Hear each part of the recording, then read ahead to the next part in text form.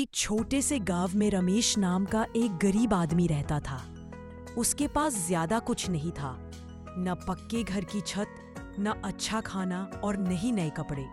लेकिन उसके पास जो सबसे बड़ी दौलत थी वो थी उसका परिवार, उसकी पत्नी सीता और 2 छोटे बच्चे गुड्डी और सोनू। रमेश रोज सुबह उठकर पास के खेतों में मजदूरी करने जाता।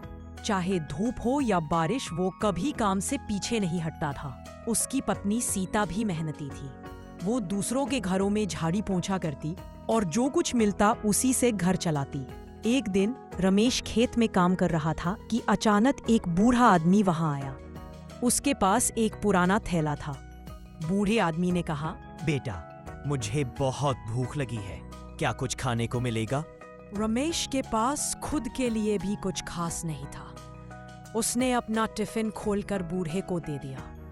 बूढ़े ने मुस्कुराते हुए खाना खाया और जाते जाते कहा, केरी यह भलाई एक दिन रंग लाएगी। रात को रमेश जब घर लौटा तो देखा कि उसकी बेटी गुड्डी बीमार है।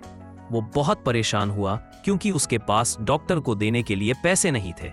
तभी गांव में घूमते हुए वही बूढ़ा आदमी फिर से उनके दरवाजे पर आया।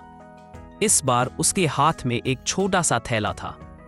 उसने कहा, ये लो, इसमें जड़ी बूटी है, इसे उबालकर गुड्डी को पिला देना। सीता ने वैसा ही किया और कुछ ही घंटों में गुड्डी की हालत सुधरने लगी।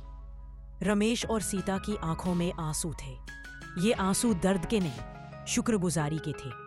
अगले दिन जब रमेश उस बूढ़े को ढूंढने गया तो गांव वाले ने कहा कि ऐसा कोई आदमी उन्होंने कभी नहीं देखा। रमेश समझ गया, कभी कभी भगवान इंसान के रूप में ही मदद करते हैं। उस दिन के बाद रमेश और उसका परिवार पहले से भी ज्यादा मेहनत करने लगे।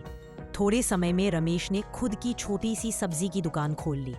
अब वो गरीब नहीं रहा, लेकिन हमेशा याद रखता था, दौलत से ज्यादा कीमती होता है दिल का अमीर होना।